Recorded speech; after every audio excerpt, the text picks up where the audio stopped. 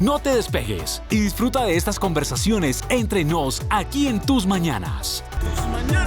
Y volvemos a Tus Mañanas con Entre Nos, una sección que nos acerca a las personalidades, a los artistas. En esta ocasión precisamente tenemos a una maravillosa artista, ella es Ligia Escobar, quien ha retratado en diferentes oportunidades obras, digamos, relacionadas con el tiempo. Ligia, bienvenida, ¿cómo estás? Hola, muy buenos días, muy bien, ¿y tú? Muy, pero muy bien. Ligia, tú eres de Amalfi. Sí. De Amalfi, qué maravillosa, qué tierra tan hermosa. Yo conocí ese parque divino, ¿no? Sí, es muy lindo. Qué maravilla. Ligia, cuéntanos un poquito, a ver, porque también es importante uno decir que es que uno sabe que el arte puede ser reflejo, digamos, de algo muy personal, de las emociones. En este caso, para ti, ¿qué significa el arte para ti? Para mí significa como una oportunidad de recrear sueños o deseos o posibilidades de ser, ¿sí? Me permite expresar también y comunicar. Para mí significa, digamos, una parte muy importante de mi vida porque me ha permitido de alguna forma hacer catarsis, aunque no siempre el objetivo en el arte es hacer catarsis, pero me ha permitido, digamos, exteriorizar muchas cosas que normalmente uno no hace a través de otras expresiones o otros medios o en el cotidiano. Bueno, cuéntanos un poquito entonces sobre ti, que además de artista plástica, pues también eres docente. ¿Dónde? Cuéntanos un poco. Bueno, soy docente en el Politécnico Jaime Sasaka David. Ahí doy clases de ilustración y dibujo. Y también en la Casa de la Cultura de Envigado, en convenio con la Débora Arango. Sí. Ahí enseño dibujo con niños, pero es un proyecto que se llama Formarte Paz, que digamos que es por tiempos, pues como por épocas. Entonces con ellos también estoy trabajando y enseño también a adultos y a jóvenes, ilustración, dibujo y caricatura. Ligia, y todas estas experiencias como docente, ¿también las proyectas en tus obras? Bueno, ¿de qué manera realmente?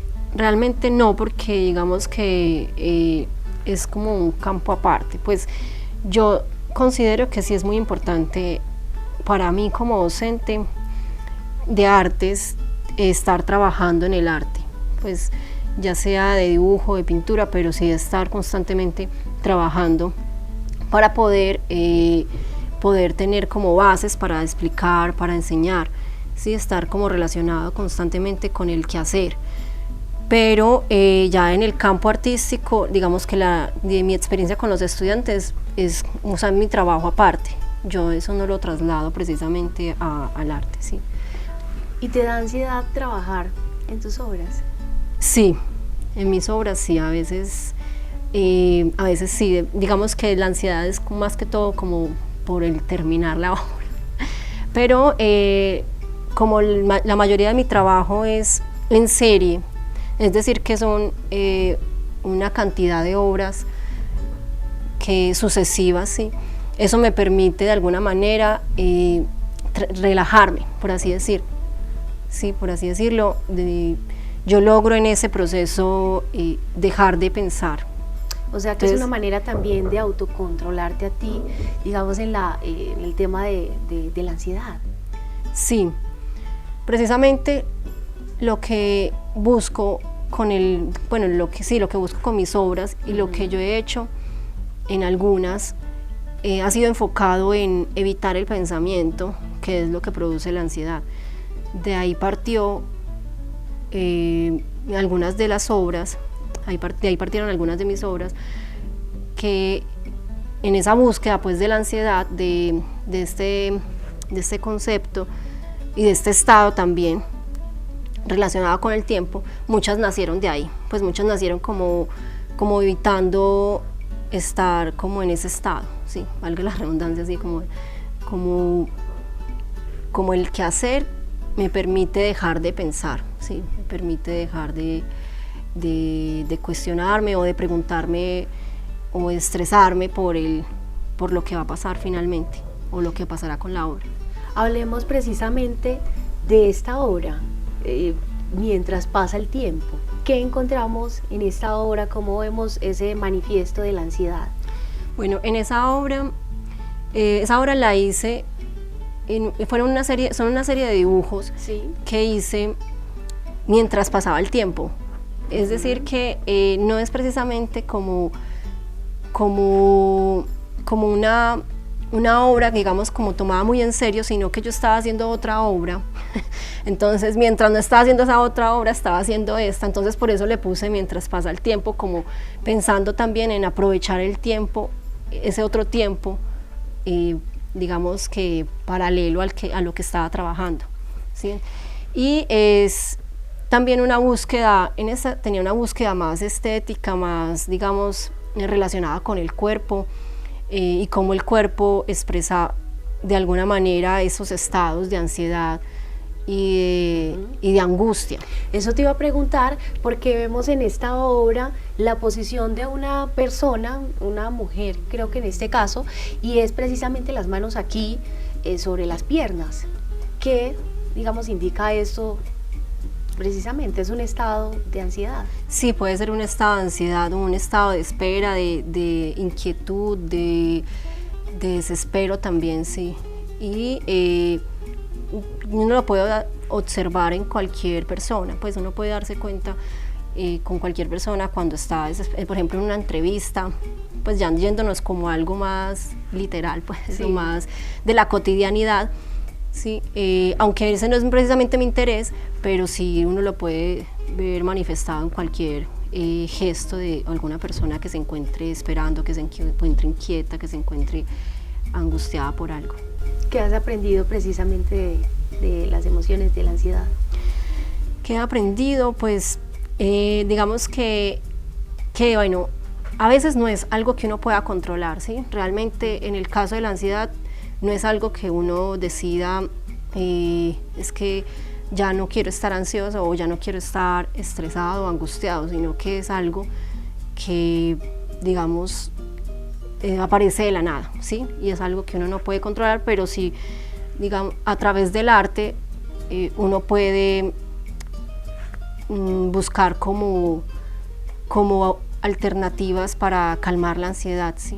Para tratar de estar más tranquilo, de evitar pensar, porque muchas veces es el pensamiento, es la rumiación lo que lo lleva a uno a esos estados.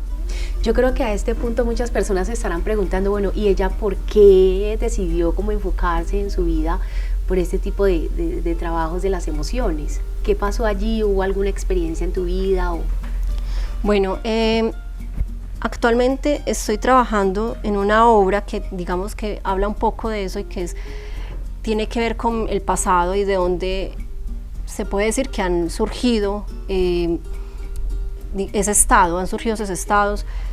Y es que yo toda mi vida, hasta ahora, me la pasé viajando con mi papá. Mi papá, mi mamá y mi hermano fuimos, por así decirlo, forasteros, pues, o nos la pasábamos de un pueblo y de una ciudad. En parte no era porque quisiéramos, sino porque también mi papá buscaba una mejor calidad de vida, ¿sí? También huyendo de la guerrilla, de los paramilitares. Entonces eso, el estar, digamos, un mes recién nacida o menos de un mes recién nacida en Amalfi, haberme tenido que ir por enfrentamientos y luego estar en otro lugar y digamos que las condiciones no eran las adecuadas entonces eso también, esa inestabilidad también hace que uno viva en una incertidumbre, ¿sí? Y en un desasosiego, aunque uno no es consciente, ¿sí? Uno no es consciente, pero cuando uno mira hacia atrás, cuando uno hace una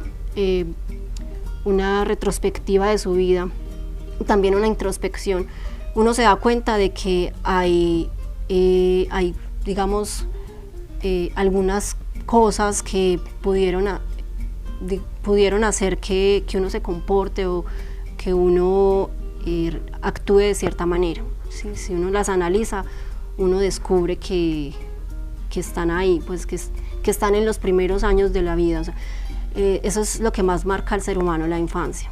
Sí, así es. ¿Cómo has aprendido a manejar, controlar esa ansiedad, pero ubicándonos como en lugar? Porque a veces yo creo que para plasmar una obra uno necesita su espacio, un lugar que inspire, pero no sé, la vida cotidiana, ¿cómo te desenvuelves en los diferentes escenarios? No sé, haciendo una fila, estando en la... ¿Cómo manejas, digamos, el tema de ansiedad en esos momentos?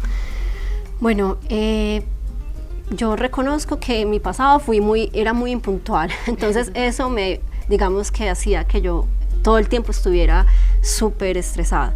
Bueno, era puntual solamente en el trabajo y cuando estaba en el colegio. Ya en la universidad no sé qué pasó, pero entonces ahí lo que yo he aprendido es como tratar de aprovechar el tiempo, de hacerlo importante y lo prioritario, para que no, digamos, que cuando llegue una fila no esté desesperada, o cuando esté en una, no sé, en una entrevista o en algún lugar que requiera espera, no esté preocupada, ¿sí? Como estar preparada y reitero, dejar de pensar en lo que va a pasar después, en lo que no tiene pendiente, porque entonces uno no vive el presente. Así es. Bueno, se nos acabó infortunadamente el tiempo, pero así de rapidito, que nos cuentes cuántas obras has alcanzado, digamos, realizar, y cuál ha sido esa que te ha marcado muchísimo así en la vida. Bueno, yo diría que por ahí unas 10 obras, ¿no? Pero en serie, o sea, 10 obras que contienen otras piezas, alrededor de 30, 40, 300, 50, ¿sí? Y la que más me ha marcado ha sido una que hice de un reloj. Es una metáfora del tiempo y es un reloj engravado, una técnica de impresión antigua, y este reloj lo que yo quería era hacer una metáfora de cómo el tiempo se escapa, ¿sí? Es un reloj que se va desapareciendo. Entonces lo que hice fue hacer un montón de relojes, 300 relojes en tiempo real, con sus manecillas y moviéndolos, pues en un proceso un poco dispendioso, para hacer una animación en la cual finalmente uno ve cómo se desaparece la manecilla del reloj a medida que completa un ciclo, como si el reloj fuera mortal, pues como si el reloj pudiera acabarse, como si el tiempo se pudiera acabar, pero es la vida misma. Qué interesante, Ligia. ¿Dónde podemos encontrarte en las redes sociales? Bueno, en Instagram pueden encontrarme como Ligia Escobar C. También tengo una página en Wix, pueden buscarme en Google, googlearme como Ligia Escobar C o Ligia Escobar Calderín, y pueden encontrar información. También hago parte de un colectivo y una plataforma de mujeres que se llama Coray Art, y también pueden buscarla en Google. Listo, Ligia, muchísimas gracias. Esta es tu casa. Y a ustedes muchísimas gracias también por acompañarnos aquí en Entre Nos. Ya volvemos con mucha más información en tus mañanas.